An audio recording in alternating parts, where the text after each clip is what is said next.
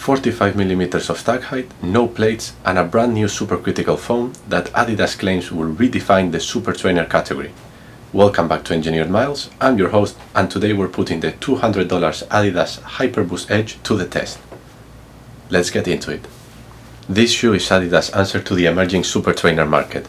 Other notable examples would be the ASICS Superblast 3 and the Saucony Endorphin Azura. I've been taking this shoe out in a number of runs. I'll pop them up in the screen up here so that you can see them. And so far my experience with this shoe has been very nice. I'd say I have no major complaints, some minor ones, and we'll talk about that later. Okay, so let's get into the specs.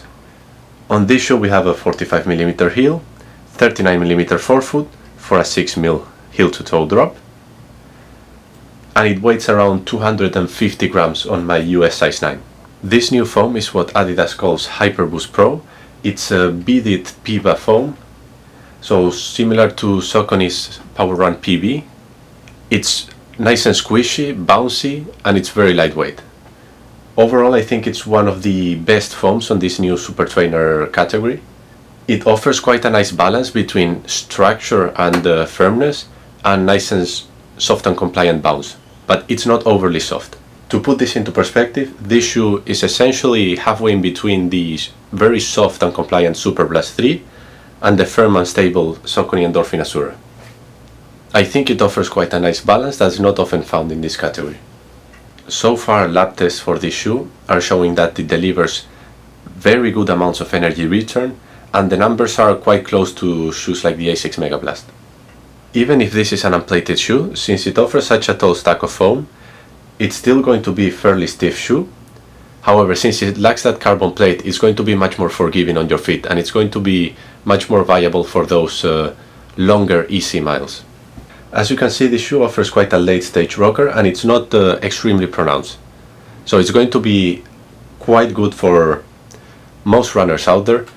I would say if you're a heavy heel striker, there's not much of a heel bevel here, so you might end up feeling the shoe could be a bit clunky, and you might find the heel to toe transition might be a bit aggressive for heel strikers out there. However, if you land on the midfoot or the forefoot, this shoe feels amazing. The shock absorption in the shoe is massive. You get ultra cushion landing that compresses beautifully, and it doesn't bottom out. I'd say even heavier runners would find no issues with this shoe. Up on toe off, this shoe snaps back amazingly, and it feels surprisingly nimble due to its lightweight. Another key point here is this Lighttraxion CPU outsole. It offers amazing grip, and so far from having done around 30 kilometers with it, it has zero visible wear. It's a CPU based outsole, so it's one of the most durable and grippy materials you will find out there. Now let's get into the elephant in the room. I'm sure most of you have already been looking at reviews out there, and one complaint that's extremely voiced about this shoe is the upper. Now, personally speaking, I have no issues with this upper. No problems on the heel, no problems in the ankle. I've been wearing this for long runs and I haven't really felt anything. The upper just feels nice on feet, but I know everyone is different. So my recommendation, since there's so many reports out there of people struggling, especially with the ankle rubbing, I would recommend you to, if you have the chance, try it out in a store, preferably with a treadmill, and just take it for a short run. I will say this upper is not one of the most lightweight uppers out there. I'm sure Adidas could have done a lighter and still very comfortable upper. It feels a bit more of a running / lifestyle hybrid upper, but purely for running. From my point of view, it works very nicely, it's comfortable.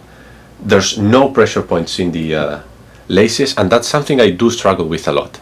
With shoes like the, let me grab them, ASICS Mega Blast, this upper is horrible. There's pressure points everywhere.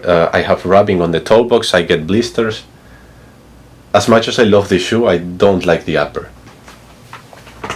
However, on the Hyperboost Edge, it's fairly nice, honestly. It's just comfortable even for long runs. I never had any blistering, even though I'm prone to that. I've never had any issues, no pressure points. But that's just my personal experience. and that might not necessarily align with yours. So if you have the chance, please try them out beforehand.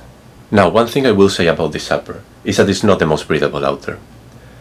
It's certainly lacking in the breathability department, and it can sometimes get a bit warm, but I live in Taipei and summer here is extremely hot and humid. So far we haven't had very hot days, but we've had a couple of them approaching 32 degrees Celsius, fairly humid too. And from running out with this shoe, yes, it's true, it's not the most breathable shoe, it's not going to be the perhaps the nicest shoe to have on a hot day, but I've had no issues with it. It doesn't get to the point where I feel like my feet are burning or they're getting soaking wet. It gets the job done. Could it be better? Yeah, probably. For example, the Superblast 3 has a very nice and comfortable and breathable upper, and I think this works much nicer on those hot summer days, but still I have no issues with this one. Now, I'm not saying that all the comments that have been made about this shoe online are wrong. I'm just saying that from my personal experience, it's really not as bad as they make it sound. Overall, the shoe works very nicely. Every time I put this on, I enjoy every run I've done with it. It's very, very nice and lively shoe. You really start feeling the bounce once you start pushing the pace, but even at slower paces, it still feels very nice, and especially it's super protective. I know a lot of you out there are very concerned with durability and you want your shoe to last for a long amount of time. You might think that this outsole is relatively thin, but the CPU outsoles, they wear down very, very slowly. It's a very durable material, and I think this will be able to do even more than 1,000 kilometers. As per the midsole foam, it's beaded PIBA, so it's going to be much more durable than block PIBA that you find on other shoes. The beaded structure adds around each individual bead a thicker cell wall, and that prevents it from compressing or shearing out as much, so it contains the foam better. What this translates to in practical terms is it's just going to be a much more durable foam. It's not going to lose its pop or its properties as fast as other foams out there. Now, at $200, it's priced at a premium. If you have the foot shape and ankle anatomy that happens to clear this rigid collar, then you're looking at a very durable, bouncy, and protective super trainer, and it's probably one of the best ones released this year. But I would like to emphasize that you really should try it out beforehand in a store. If you happen to be one of those people that this shoe simply doesn't work for them, my personal recommendation for a replacement is going to be the ASICS Superblast 3. I'll make a review on this one later during the week. Now, this is by no means a stability shoe, but it is fairly stable for the tall stack height that it has, and the foam is not ultra soft. I think it's in a very, very nice sweet spot. I really like what Adidas is doing here with this new foam, and I'm really looking forward to seeing it in other shoes. Now, what type of paces does this shoe work better for? I'd say anything from your slow aerobic zone 2 easy runs all the way up to tempo and threshold. I wouldn't be taking this for something like 400 meter intervals at 250 per kilometer. That might be pushing it a bit too far, but I'd say anything from 6 minutes per kilometer all the way up to 350 per kilometer, 340. It'll be a very, very nice shoe to have. And I think that's one of the key advantages here. It's just a very, very versatile super trainer. You can use it for your daily easy runs, you can use it for your tempo, you can use it for threshold. It just always works. It never really lets you down, whatever it is you want to do. Even if you're starting with an easy session and you want to add some faster kilometers, it responds very nicely to that. This shoe really reminds me of the ASICS Mega Blast in the way that it's a do-it-all shoe, and it works very nicely for everything. Now, one last thing I wanted to add is that I really, really like whatever Adidas is doing here with this tongue. This is simply one of the best tongues that I've ever felt in a shoe. It's really interesting because I can lace it quite tight and I don't feel any pressure points, I don't feel anything that makes me uncomfortable. Even on a longer run, when the feet swell, I still feel very nice. So yeah, that's my final recommendation. If you try out this shoe in the store and you don't have any ankle rubbing, you have no problems with the heel counter, and overall no issues with the upper, I think it's a great purchase. Even at $200, that's still cheaper than the A6 Mega Blast. It's about the same price as a Super Blast 3. All the super trainers nowadays are more or less on that same price bracket. And this one offers quite a unique balance with this new foam. It's not too soft and it's not too firm. It's, I say it's in the perfect range for what this shoe is meant to be. Which after all, it's your type of easy run, long run shoe that you can push onto faster paces. So for such a versatile super trainer, I'd say it's a great purchase. Now, as much as I believe that the price is fine for what other Western super trainers offer, and for what the shoe provides, it's actually quite a reasonable purchase. The only issue is that things like this exist. This is the Li-Ning Red Hair 9 Ultra. You can find this for, if you go to China, half of the price of what the Hyperboost Edge costs. And this shoe right here, it's also a very nice, bouncy, soft super trainer. It's very forgiving, has a very nice upper. Now this is another shoe I'll review in the future.